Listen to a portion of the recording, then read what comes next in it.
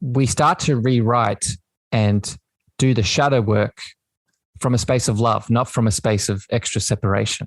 I think you need to start with a thank you. Thank you for protecting me. Thank you for keeping me safe. Because you did, because they do.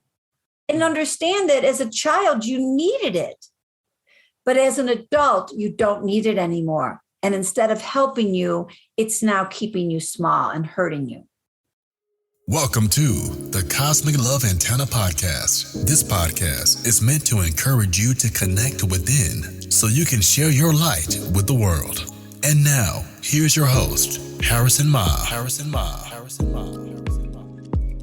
Welcome, beautiful, mystical, powerful beings out there in the podcast world. Welcome to another episode of the Cosmic Love Antenna.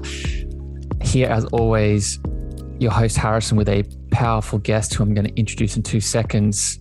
Remember that this show that you've found yourself on today sets the intention, the foundation to really help you connect inwards so you can spread your love outwards by pulling back the layers, restricting health, alignment, and love. And the beautiful woman that I have on the show today is going to help us do just that. But before I pass to her and her soul, I want to remind everyone that if you're tuning into the show on Apple, on Spotify, on Google, remember that you can always leave your reviews, your feedback, your love in the review section. Remember that if this show really gives you some value, gives you some love, share it with a friend, family member that can really help their heart expand.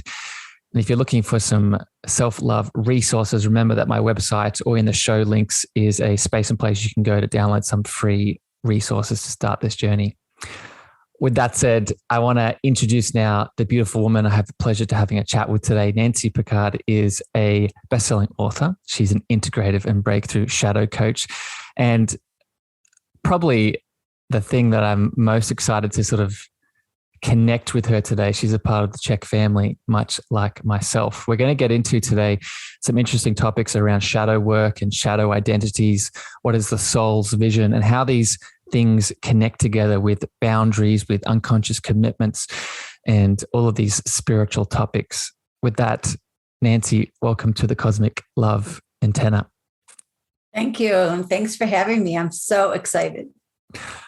My friend, ever since our first sort of podcast pre-chat, if you want to call it that, I've been really looking forward to connecting to your energy, and I'm excited for the work that you do in the world, and I'm excited to share it with the audience. And I think where I want to start with people, just to sort of get a foundation of who you are with the work you're doing now, I'm going to share a term with you that I'm sure you're familiar with, is the pain teacher. And I think we have had many pain teachers in our life that really creates who we are in this moment. But I'm wondering, Nancy, just so people can get an idea of who you are, is there one pain teacher that stands out for you that really has promoted the work that you do today? Well, yes. So the impetus for change for me was my divorce after 26 years. But it was really many years after that actually I was engaged and that relationship fell apart, that I finally recognized it can't just be the men. There must be something that the universe wants me to learn. And honestly, there was a lot that the universe wanted me to learn, because I was really happy in the life that I had created and made. And so when that all fell apart, and then I tried to recreate it a second time, the universe was like, no, there's so much more for you. And you are still other referenced. You're not loving yourself, and you're not referencing yourself. And you're not giving back, and you're not utilizing your gifts. You're still out there looking for some man to complete you. Mm-hmm. And that was huge. That's my pain doctor.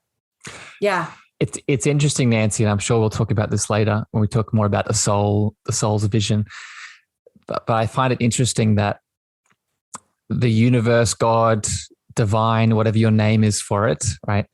It tends to give us a lot of messages in the relationships we step into, right? And a big part of the work I do in the world is through inner child. And I'm hearing what you're saying in regards to these past events that maybe we haven't healed yet. One of the biggest ways they show themselves to us is in the dynamics that we attract. Would you say, how did you come to that understanding, Nancy? How did you, because it sounds like you have a really good foundation for it now, but in the moment, it probably wasn't easy to see that, I assume. Oh, no, I didn't. No, I didn't see it for many, many years. And I mean, with my divorce, especially, I was the victim in the story. And not only was I victim in the story, but I still was looking at his life, which was like bigger than life. And he was with a woman 2 years older than my son, and they were traveling all around the world and living this big, huge life. So it was like, how can I be happy when I'm seeing that? Instead of like letting that go and like working on myself and my life and not trying to compare myself with whatever was going on over there, because that had nothing to do with me. And it had nothing to do with my happiness, but I was making it all about that. So those are big lessons. There's a lot of lessons for people who are codependent and in a relationship and think that that's the way life is and has to be. And there's a lot of learning there. There really is. The V word, becoming the victim, I think is I don't want to say it's a trap, but let's call it a pain teacher. Let's call it a challenge. Let's call it a lesson that I think a lot of us step into, right? I was just to share with you, Nancy, a couple of days ago, my sister came to me and she was moving through a lot of shit coming up in her world. And that was the first step that I shared with her. I said, you need to shift out of the victim mindset, because if we don't shift out of the victim mindset, and maybe I can get your opinion on this, then we aren't able to see how the universe is giving us lessons. We aren't able to see the universe happening for us instead of to us. Do you resonate with that, my friend? Yeah, I one of the coaching certifications that I have is called Healing Your Heart. That was the first one that I did, which also made me want to become a coach. And the first thing that they do in Healing Your Heart is you write out your whole relationship story from day one to the end. And within 1 week, 2 at the most, you recognize that you co-created it. And even if the only co-creation you did was your shadow beliefs, was your beliefs that attracted that person into your life, that's still enough. And so once you actually learn that you co-created a situation, that takes you out of victimhood and it gives you back your power. And then from that place, you can first start saying, all right, what does the universe want me to be learning here? What are the lessons for me? Because I really don't want to be here again. And so let me learn the lessons and let me learn the small lessons so you don't have to keep giving me big ones. Oh, I love it. I love it, Nancy. I'm tuning into your energy already. And I think this is just so powerful for people to hear, even if you've heard this before. But we need repetition is a very real thing, right? And if this is like the 4th, the 5th, the 6th time you're hearing it, maybe today is the time that maybe opens you up. And I'll just add to what you're saying. What it also helps us to do is we live in a universe where the law of resonance is a real thing, right? So like attracts like. So when we're in that victim mindset, right, we're attracting more people, places, and things that are also in that sort of, if you want to call it, lower frequency. When we shift to that powerful sort of everything happening for me mindset, now we attract the people, places, and things that are on that frequency. So it's also, you can also bring in the law of attraction to this as well. For sure. And also, when you give up being in resistance to what is, and you surrender that everything happens for you, and that whether you fall and you fall forward, it's all part of the evolution of your soul on earth this time around, right? So if you can understand that, then you can let go of the resistance, which is what's keeping you stuck as the victim. And then you get to, like, instead of going against the flow, like the salmon, upstream, you get to float on your back and go with the stream of life and get creative and say, okay, this is where I am. And now what's my next step? How can I change my life from here? Love it. Nancy, speaking of changing your life, I want to ask you one more just curious element of your story that I'm interested in hearing more about. And then we can jump into all of the beautiful things that I think people are already tuning into what you do in this world. But before we get to that, I want to ask about Mount Kilimanjaro. And I want to ask about, I assume, and correct me if I'm wrong, that event happened after the separation, and it was a sort of you stepping into your power moment and realizing just how full of loving potential you actually were. So let me know about that and sort of what comes up around it. Well, it was much after my divorce, and it was after my separation with my fiance. Also, as a matter of fact, I was single, and I had somebody was interested in dating me. And I basically said, no, not until I get back, because I wanted this to be me solo, because I had just uncovered my shadow belief about a year before that I wasn't safe alone. That was my shadow belief. So in that year, I went to Thailand by myself, and I did a bike trip through Thailand. And then a few months later, I went to Vietnam by myself and did a bike trip there. And Nancy, sorry to interrupt, but just in case people are getting lost in your youthful energy, how old are you, just so people know? When I decided to climb Kilimanjaro, I was 60, but by the time I went, I was 61. Yeah. And so at 61, like 2 weeks into my 61st birthday, or my 60, I was 61. So I guess into my 67th second birthday is when I climbed Mount Kilimanjaro. And it was sort of letting me know that that's just a number, and age doesn't mean a thing. And I was still rocking it, and I still had it all going on. And because in my earlier life, I was a trainer, athleticism is a big part of my life and who I am and how I see myself. And I live in Colorado, so I was already in altitude. And so because I was also a trainer, I overtrained, and I got there and I was in a group of 30 people, 20-year-olds, 30-year-olds, maybe a couple of 40s, maybe a 50, one other person around my age. And I couldn't even, they were so behind me that I actually had to fight for getting my own Sherpas so that I could do it my way and not have to do it their way. And it took me almost 48 hours of my 8-hour trip to convince them I'm not doing it that way. Like, this is my last big, huge trip like this, and I'm going to rock it my way. And I did, and it was phenomenal.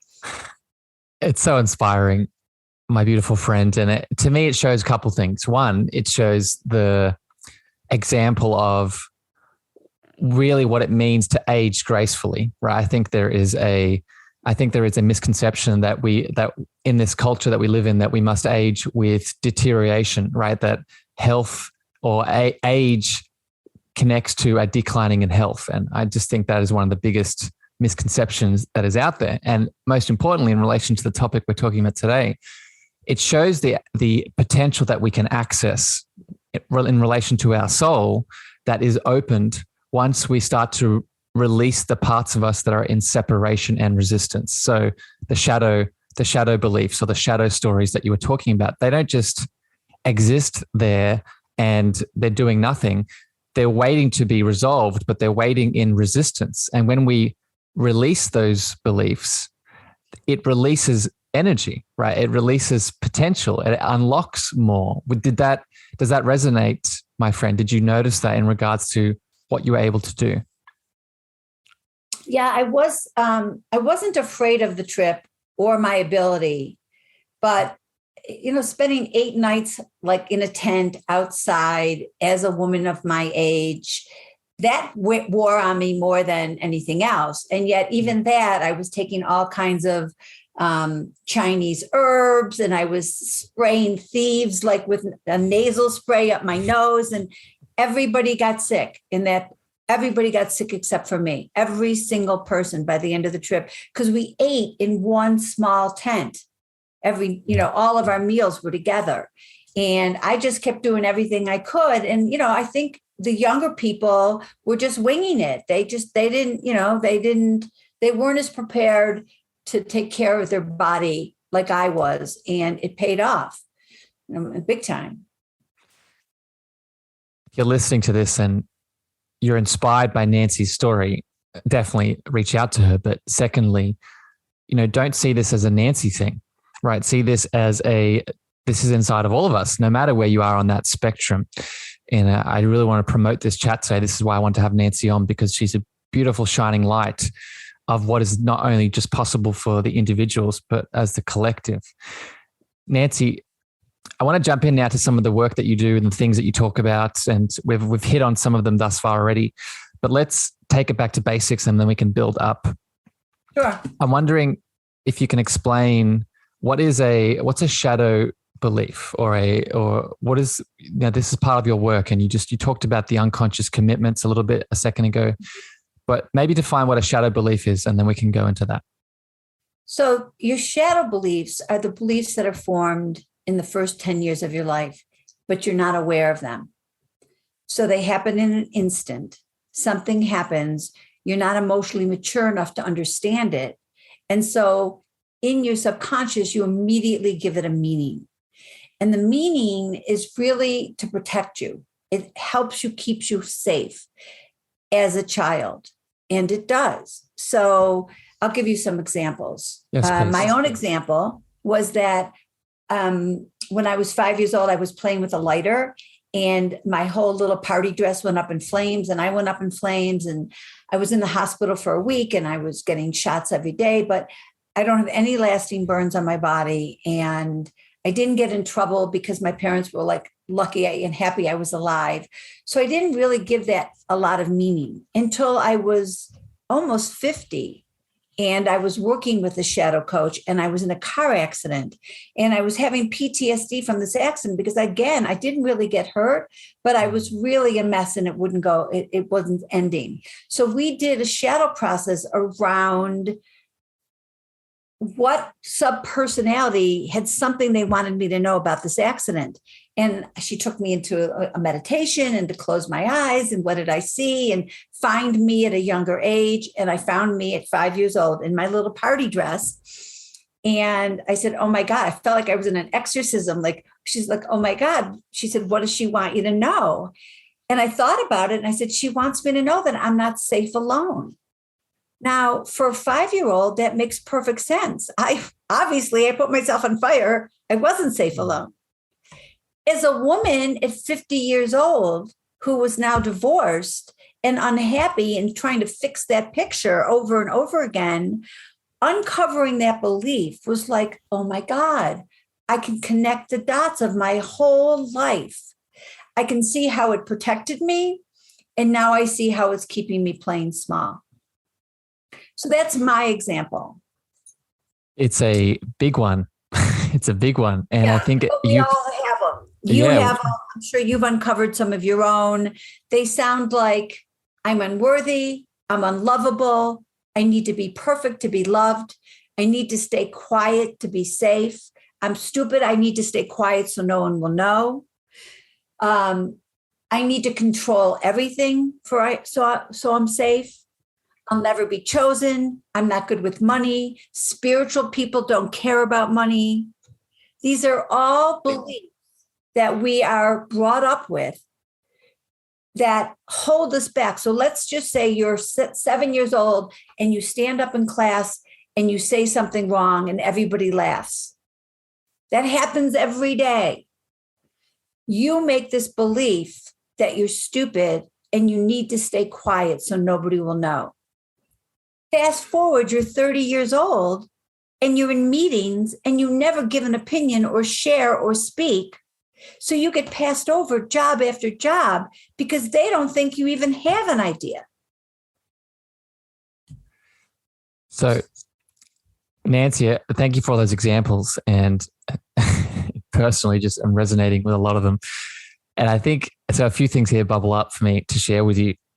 First of all, within the spiritual community, I think this idea of, and I would equate what you're talking about with this idea of shadow work as a modality at large, right? So going back to these shadow beliefs, working with them, bringing awareness to them and releasing them, I would classify as shadow work.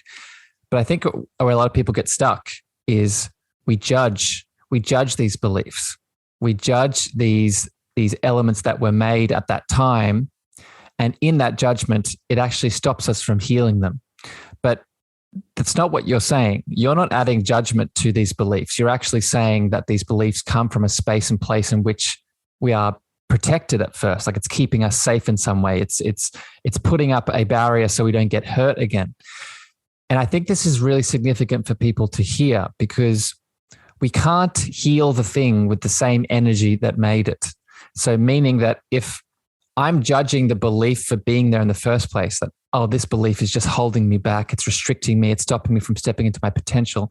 Yes, it may be doing those things, but the answer is not putting more resistance towards it. It's learning to forgive, it's learning to accept, it's learning to heal, and it's learning to step forward. So I want people to hear that from what Nancy's saying is we start to rewrite and do the shadow work from a space of love, not from a space of extra separation.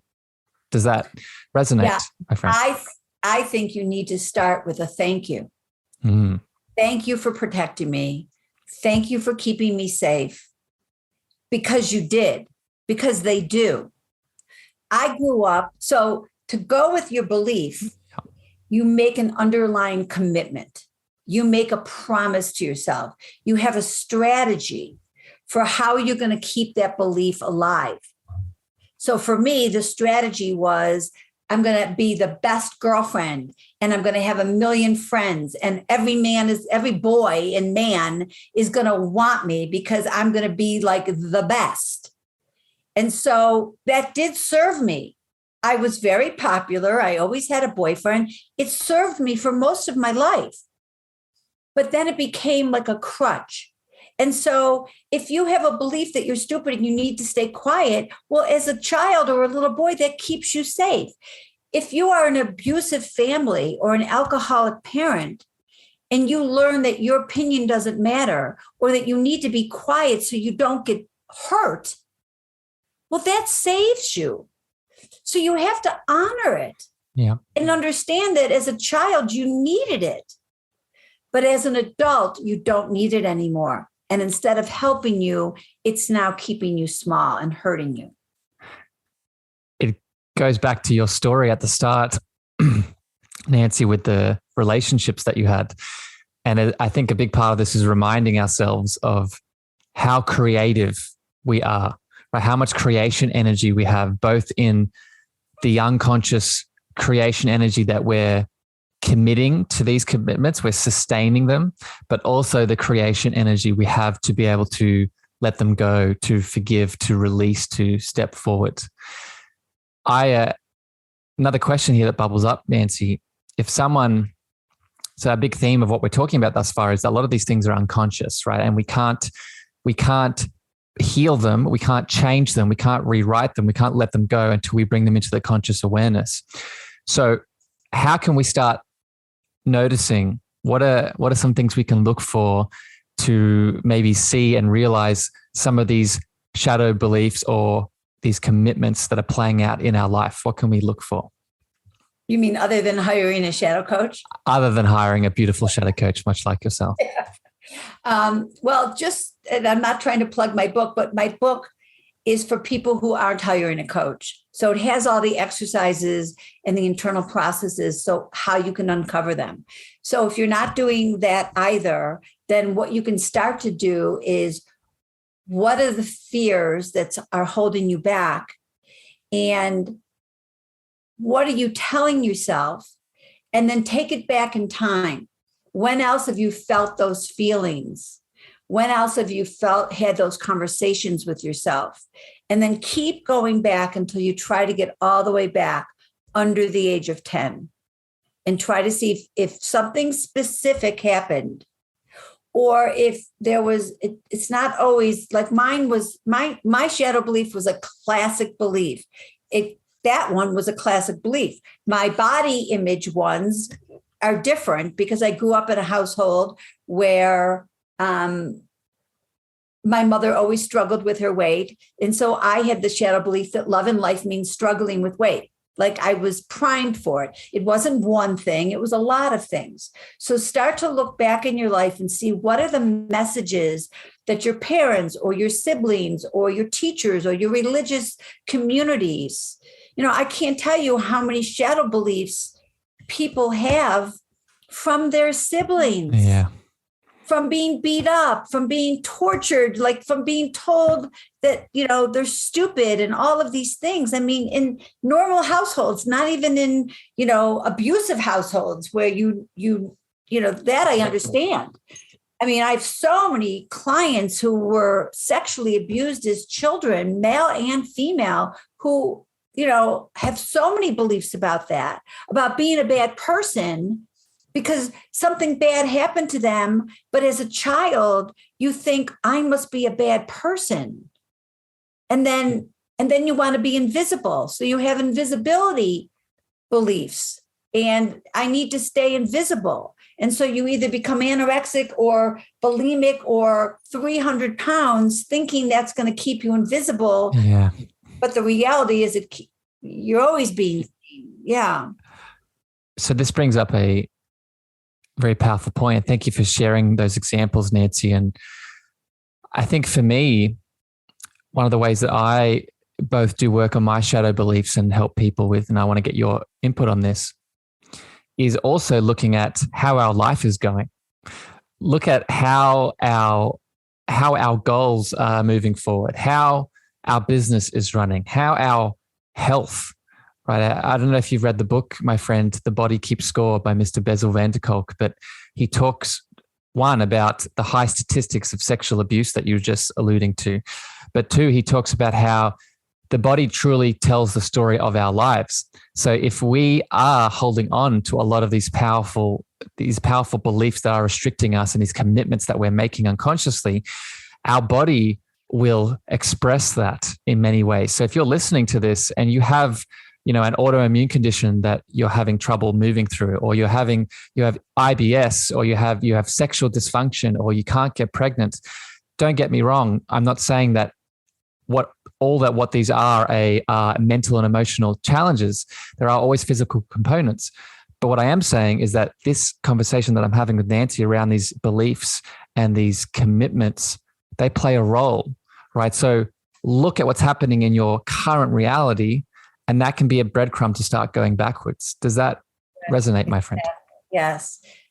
And you make a really good point, because if you don't listen to your body won't listen to you. And I have a couple of major examples. Paul Chek, who we both know, once told me that I work out more than his professional athletes, and that I looked amazing at the outside, but that I was burning myself out from the inside out. I thought he was full of crap. Fast forward, I don't even know from that point, but maybe within a year or two, I got melanoma on my shin. So I had let my immune system go, and and that let me, the cancer get, I couldn't fight it off. And my son Jason's meditation coach came to I had the surgery in New York. I went to his apartment to recover because I was already living in Colorado. And this meditation coach comes over and she takes my hands and she says, "Isn't it amazing what the universe had to do to get you to slow down?"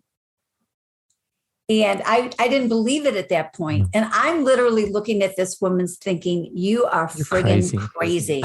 Like, are you kidding me? You think my cancer has anything to do? So fast forward, I finally got into all of this, and I did start to believe it. And so I am an exercise addict. Like, I can admit that. I could go to AA and stand up and say, I'm addicted to exercise. So I've made a rule with myself that I can never do more than 2 things. And I've kept to that rule until I started to train for Kilimanjaro. And then I let it all go because now I had this big excuse. Well, by the time I went to Vietnam and Thailand and then Kilimanjaro and trained for 6 months, I ended up with adrenal fatigue and every kind of parasite and bacteria known to mankind. Twice, the universe has said to me, I'm not fooling around here. So thank you for sharing that story, my friend, and quoting Mr. Paul Chek, since you did it as well. It's this balance between the working out with the working in, right? Or the people in the world that might know it as the yin and the yang energy, right? We need to be aware that, and we're just talking about exercise here, but this applies to all things in life.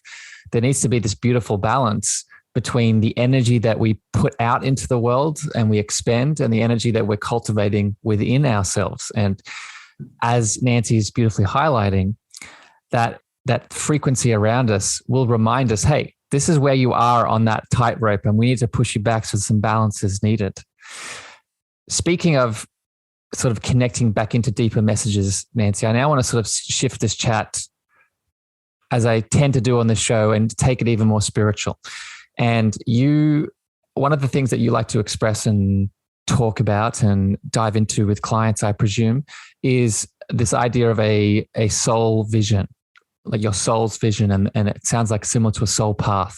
So maybe let's start with, how do you describe this? And then we'll go back and forth on this topic. Okay. So I think that a lot of us have a vision for what we think our life should look like.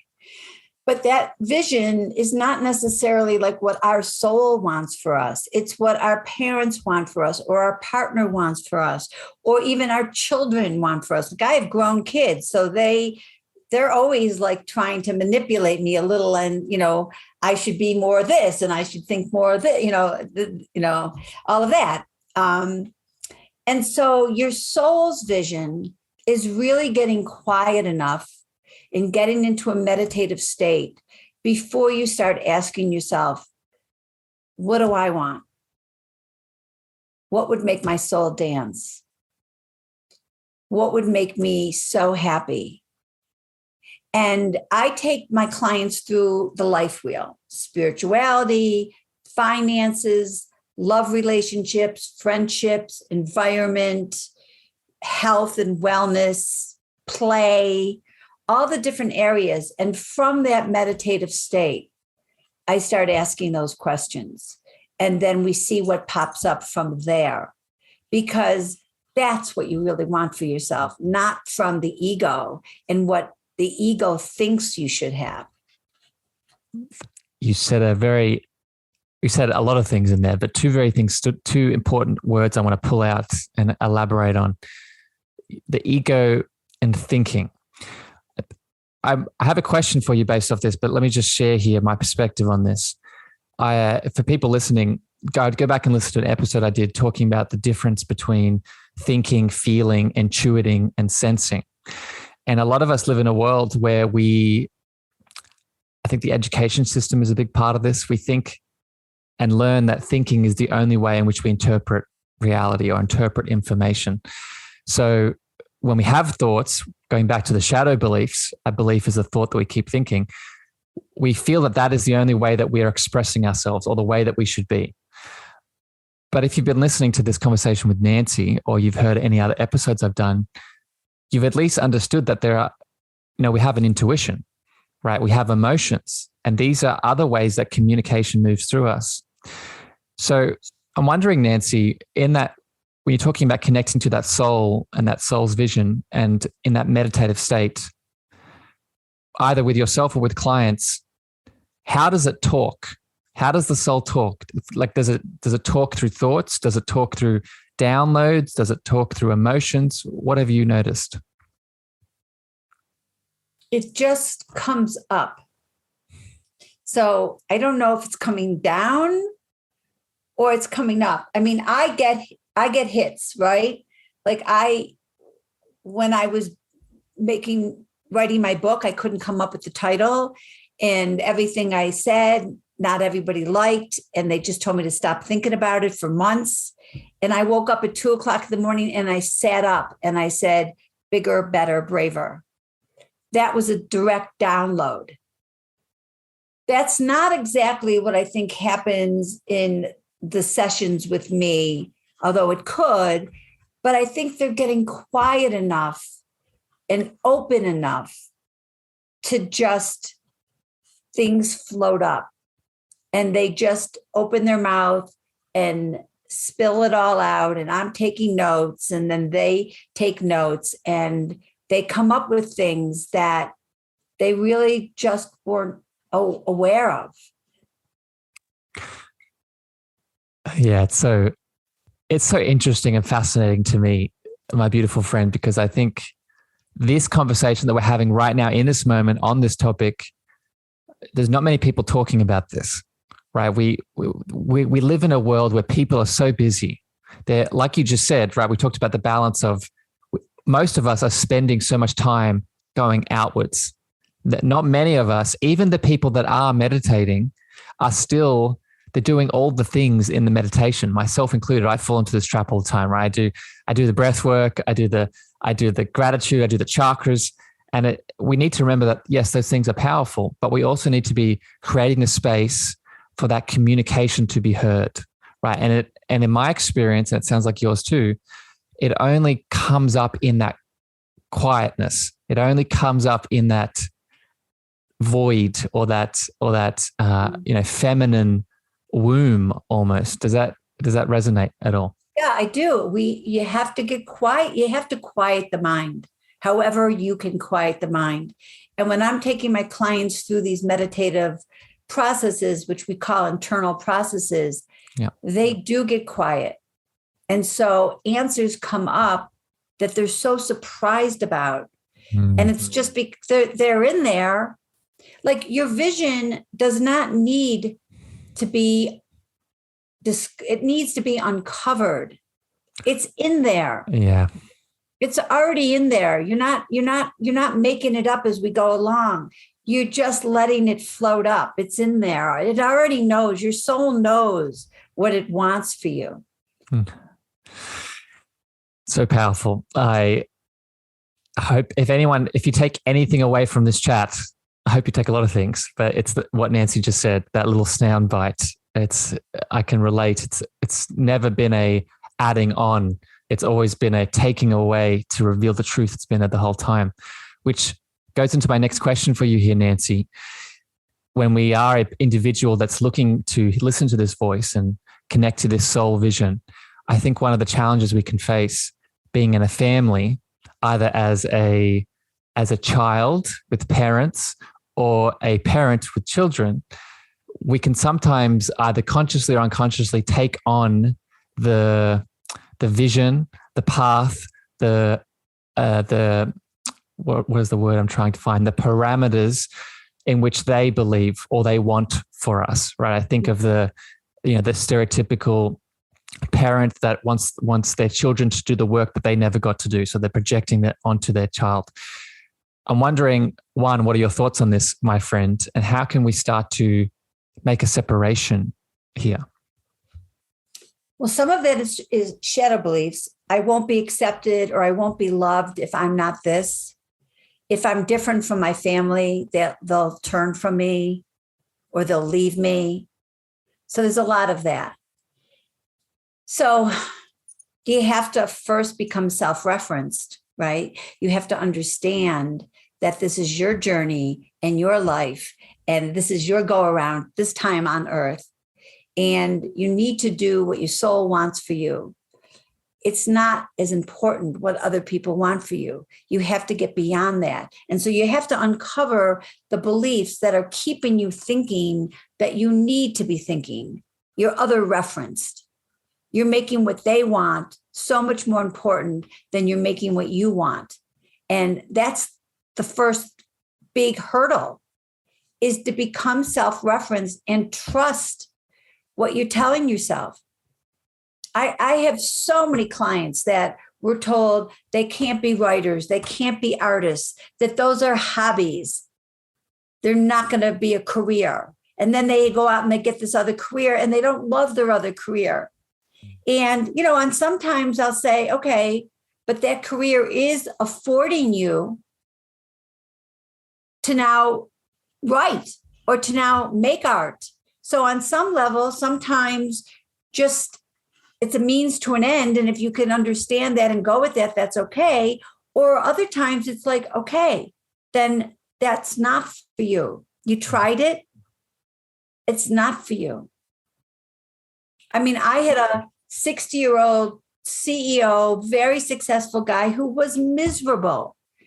And when we started to do the work, what he came out with was that he always wanted his parents to be proud of him, that he had an older brother who was nothing but trouble. And so his shadow belief was to make his parents proud. And when he finally realized that he was 65 years old, very successful, a husband and children, and that they were proud of him and that they would be proud of him, even if he gave up this career, which he then was able to give up and then go and do things he wanted to do. But he still had to uncover that childhood belief that he needed to make his parents proud. I hope people are listening and not just hearing Nancy's examples and your stories and these experiences you're sharing with clients. I hope as you're listening to Nancy, you're really tuning to how your body is responding. If your body is responding to these examples in a specific way, there's a high chance that you might have the same belief systems. I know I do in some ways. I'm listening to Nancy's stories and there are things that are moving inside of me. And I think, again, going back to these belief systems, I want people to remember that this creation energy, it's there inside of you, right? And just stepping into it when you start to have these reactions. Nancy, I hear what you're saying and a word comes up and it's boundaries, right? It's healthy boundaries that we can start to set with our parents or our children. And I want to get your perspective on this and maybe some tips that you have around setting healthy boundaries, because I think it's very profound what you said in regards to, while we are a unique individual soul here with a journey, and we are also connected to soul contracts and soul family, we also must be able to distinguish, right, between what is theirs and what is mine. And I think one of the ways we can do that is with healthy boundaries. So what does a healthy boundary look like for you, Nancy? So I'm a boundary coach. That's one of my certifications. And so what we work on is what is no longer tolerable for you, not just with other people, but with yourself. What is tolerable and what is not tolerable with you? And where do you start and the other person ends? So you're not the same person.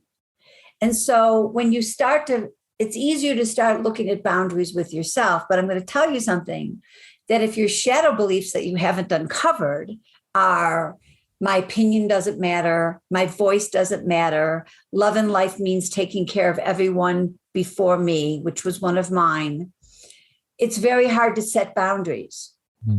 Or I need to be perfect to be loved, or I need to control everything to be loved. It's very hard to set boundaries, because if you are afraid to set a boundary because your partner's going to leave you or not love you. I mean, I used to really, really feel like I had to be super mom and super grandmother so that my boys would like really appreciate me. And I finally realized that I don't have to keep twisting myself up in a pretzel to be digestible to other people. I had to know what I wanted and then set healthy boundaries. And I will tell you that my son, Jason, at 30, way before I was a boundary coach, literally said to me once, "Mom, you've lived a big life and I know you have a lot of opinions. So I know where to go if I want one. But if I don't ask you for your opinion, I don't want it."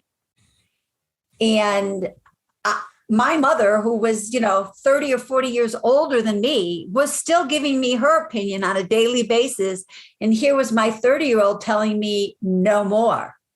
And how did you respond, Nancy? How did you respond to that? I was shocked, to be honest with you, but I got it. It was like a warning. Yeah. And he had been sort of not wanting my opinion anyway, but he literally said it. And I would laugh at my kids and say, I have the blood, like I'm choking on my blood from biting my tongue, from not giving my opinion, but I get it. He doesn't want it. And that's his right. So thank you for sharing that, Nancy. And that's a beautiful, I can see the image in my head.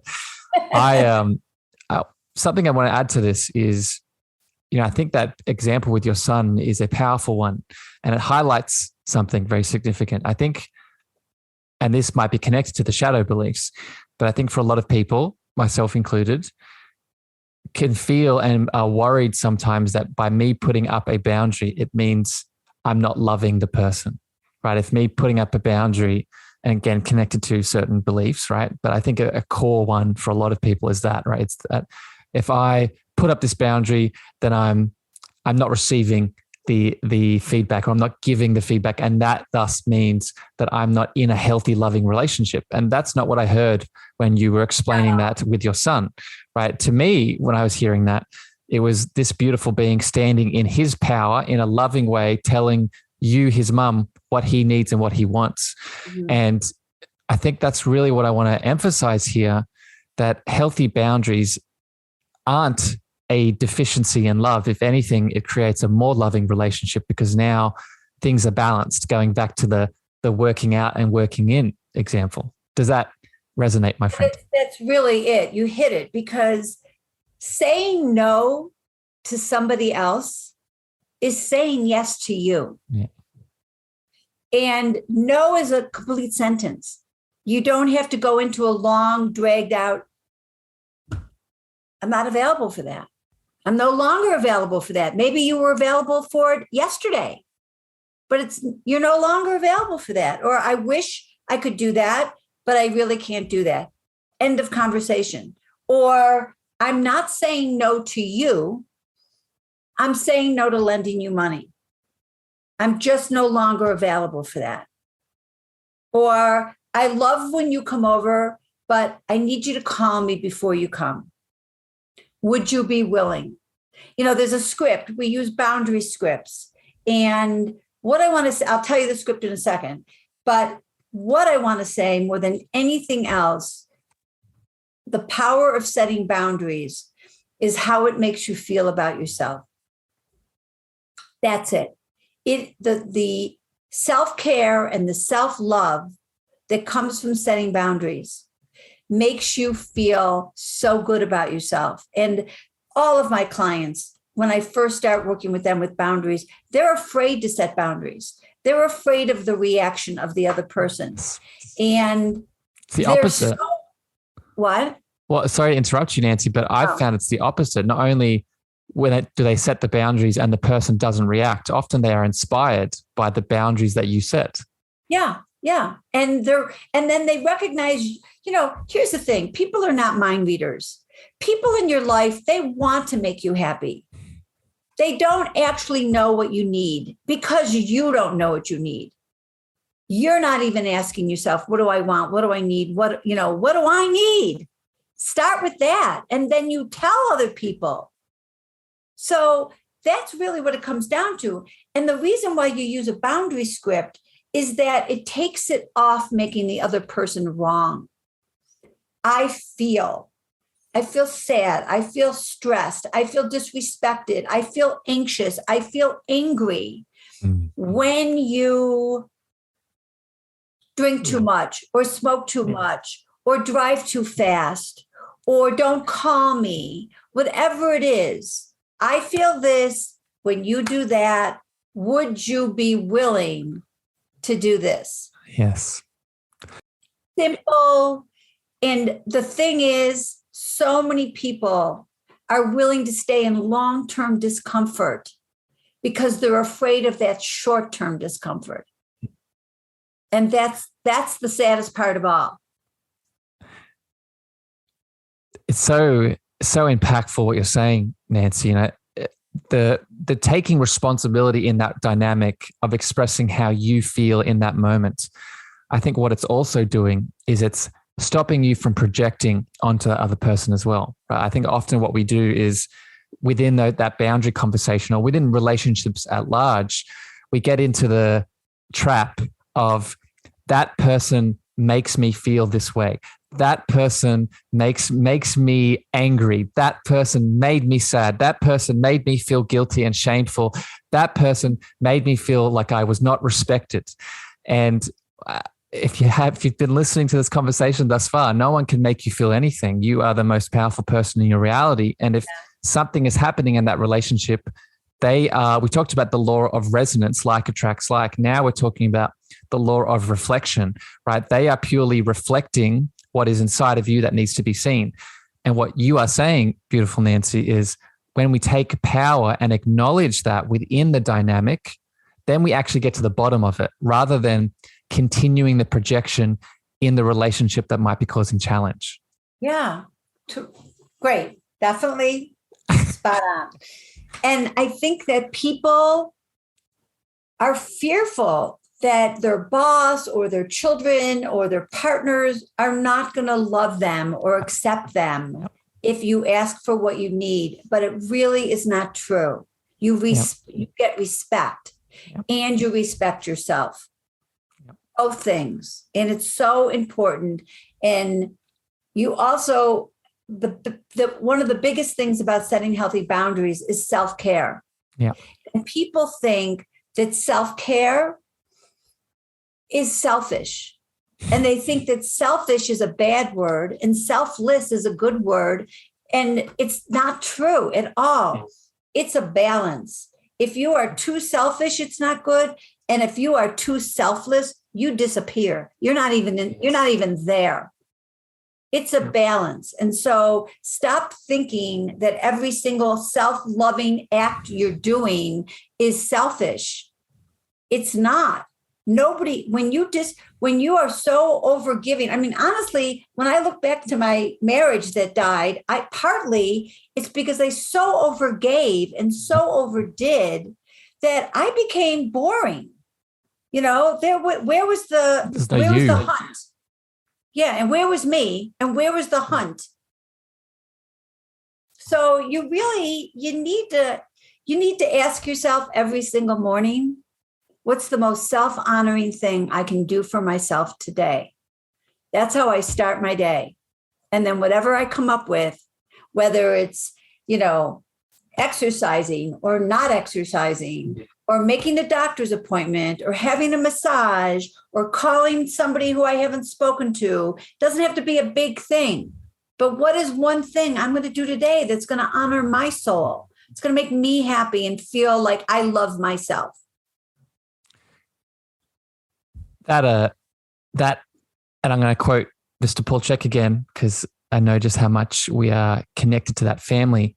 It's the I before we and the we before all, right? It's realizing, and maybe another example that people can relate to, it's when the plane goes down, you have to put on your mask first before you help the people that you love. And I would add to this, we also must realize that when we do that self-loving act or that self-caring act that Nancy was beautifully highlighting in the morning, our frequency of love expands, right? So we know now through science, through places like the Heart Math Institute, that our heart space actually has a recordable electromagnetic field, right? So when we are focusing on the self, right, and we're focusing on the self-care, the self-love, that heart frequency starts to expand further into the external environment, right? This is why you walk into a room and you can feel the frequency of the room. It's because there's many things going on, but a big part of it is that frequency, and that impacts other people, right? So it's so powerful. Nancy, I've really enjoyed this conversation. Mostly I've just enjoyed looking into your beautiful smiling face, but all of the value and your wisdom that you've been dropping. I have one more question before we finish, but before I get to that, I want to now give you the container, the space, the opportunity. You've spoken about a couple of things here today, but if my audience is tuning into your love and the things that you do in the world and you want to offer them a space and place to go to, what do you want to share around your book, your coaching, etc.? Well, I think that I'd love for anybody who wants to do group coaching or one-on-one coaching. That's amazing. I'm open for that. You'll have all my information, but my website is nancypickardlifecoach.com. And I offer a free call to everybody who wants to see if this is for them. But the easiest and least expensive thing you can do is just buy my book, Bigger, Better, Braver, Conquer Your Fears, Embrace Your Courage, and Transform Your Life. Because you can start on your own. And then I have courses online that you can do yourself, all about the book with audios. And I also have a course called Career Strategies for Achieving Your Greatest Potential. And that's on Gen Connect You. And you're going to have a 20% coupon for anybody who wants to get that course. I love it. And then you're also going to get a free chapter of my book, a link for a free chapter of my book. So follow me on Instagram, Facebook, LinkedIn, any of those at Nancy Pickard Life Coach. And I'd love to hear from you. As always, beautiful listeners out there in the podcast world, as Nancy alluded to, if you go to the show details of the podcast player you're listening to this episode through your ears, you'll see all those details, all those links, all the social websites. So just click on them directly and follow Nancy's love trail. Nancy, a big foundation of my podcast is a conversation, a mystical conversation of what it means to come back to our deep space of love, right? So we can connect into that to not only help ourselves, but then connect outward as the cosmic love antenna that we are to impact the world. I'm wondering, my friend, how do you personally define that love word yourself? How do I define self-love? What is self-love? Or just love in general, my friend. Well, I think that to me, that's sort of like, what color do you like? There's the different colors for different things. So I think that a big part of loving other people is learning to love yourself first. Because if you don't truly love yourself, then you're not wholly opening your heart to love other people. So it's really an inside job. And that's where it starts. And I think that's the most important lesson. You have to become the relationship you want to have. And it starts with having it with you. What a beautiful summary of all the things that we've been talking about here today, right? Nancy, I love you very much, and I appreciate you spending time with me here today. Thank you for sharing your love with me and people listening. Beautiful podcast guests and audience out there in the podcast world. Thank you for giving us your ears and your frequency. We will catch you next time here on the Cosmic Love Antenna. But until then, have a wonderful evening, morning, afternoon, wherever you are in the world. And we'll see you next time here on the show. Bye, everyone. Thank you for listening to the Cosmic Love Antenna podcast. We hope you enjoyed. Be sure to follow Harrison on Instagram, Twitter, and Clubhouse at Harrison Ma. That's Harrison, Meagher.